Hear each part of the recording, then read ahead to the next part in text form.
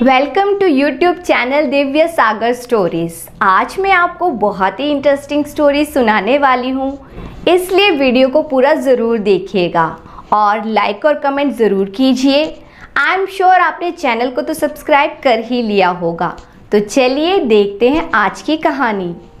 चांदीना अरुणाचल की प्रसिद्ध जनजाति आपातानी के मुखिया की बेटी थी।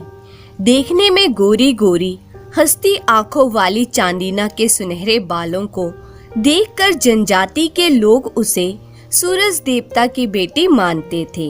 चांदीना गायन नृत्य के साथ साथ हथकरघे पर वस्त्र बनाने में बहुत ही निपुण थी, इसलिए उसका पिता डोनी गर्थ अपनी इकलौती बेटी का डिंगसिल, आचू आव्यो या लियोवा जैसे देव पुरुषों में से किसी एक से विवाह करके धन कमाना चाहता था। उनकी जनजाति का यही रिवाज था कि लड़के वाले लड़की के पिता को लड़की ब्याहने के लिए धन देते थे। उस दिन अरुणाचल प्रदेश की जनजातियों में महिलाओं के लिए हथकरघा के वस्त्र बनाने की प्रतियोगिता हुई और उसके बाद पुरुषों के लिए तीर कमान की प्रतियोगिता हुई। हर वर्ष की तरह इस वर्ष भी चांदीना को प्रथम इनाम मिला। इस वर्ष तो चांदीना ने कमाल ही कर दिया था। आकाश जैसे नीले रंग की रेशमी शॉल पर चांद, सूरज और तारे सफेद, सुनहरे, लाल और गुलाबी रंग से बुने थे। चारों तरफ नक्षत्रों की झालर बुनकर शॉल को सजाया था। विश्वास ही नहीं होता था कि यह बुनी हुई शॉल है। लगता था कि कुशल चित्रकार ने सुंदर तस्वीर बनाई हो। उधर नील नामक युवक ने तो तीर कमान के कमाल से उड़ते हुए नकली पंछी तितलियों के ऐसे निशाने साधे कि और कोई उसके आसपास भी नहीं रह पाया।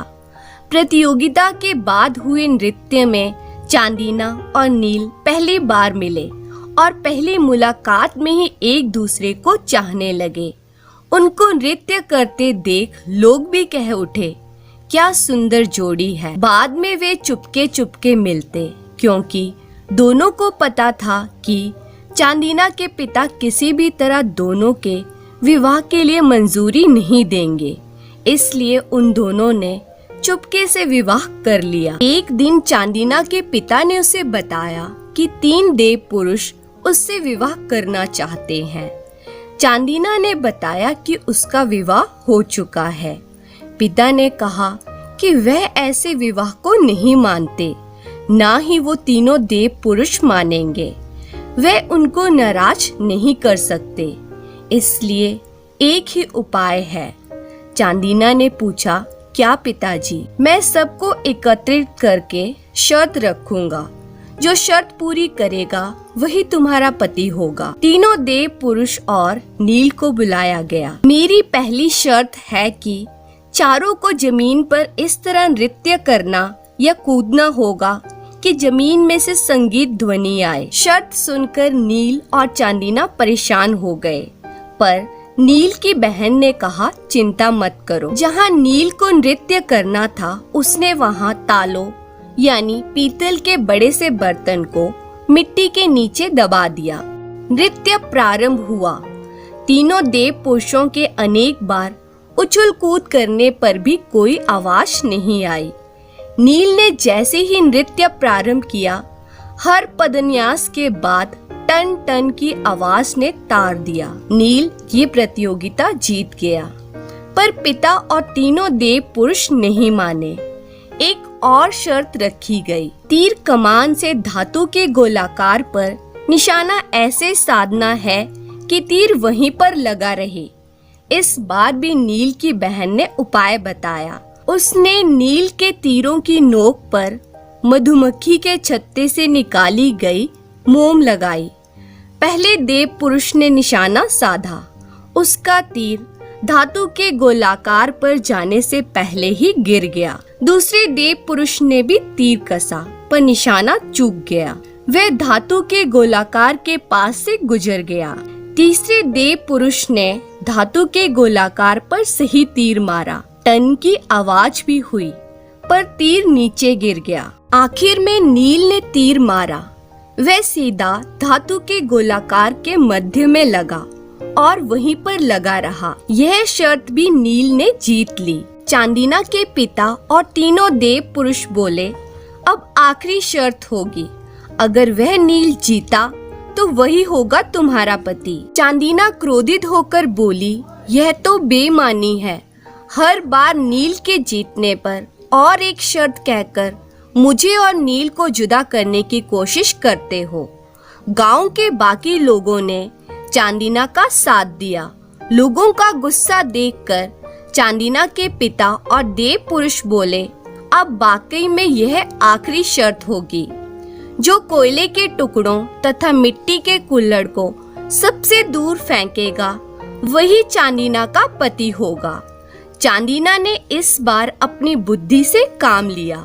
उसने नील के कुल्हड़ के अंदर शहद लगा दिया और अपनी पालतू मधुमक्खियों को कोयले के चूरे से लथपथ कर दिया। एक एक करके तीनों देव पुरुषों ने कुल्हड़ फेंके और बाद में कोयले के टुकड़े। अब बारी आई नील की।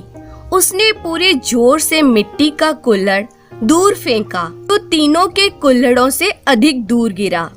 फिर उसने मधुमक्खियों को मुट्ठी में पकड़कर हवा में फेंका। शहद की खुशबू से कुल्हड़ तक पहुंची, जबकि देव पुरुषों के कोयले के टुकड़े उनके कुल्हड़ों तक भी नहीं गए। लोगों ने नील की जय जयकार करी।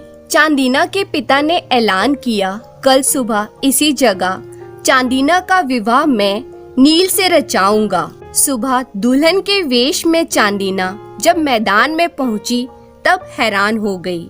नील के रूप में 4 जने खड़े थे। यह भी चाल थी। चांदीना के पिता ने कहा, पहचानो कौन है तुम्हारा पति और उसे माला पहनाओ।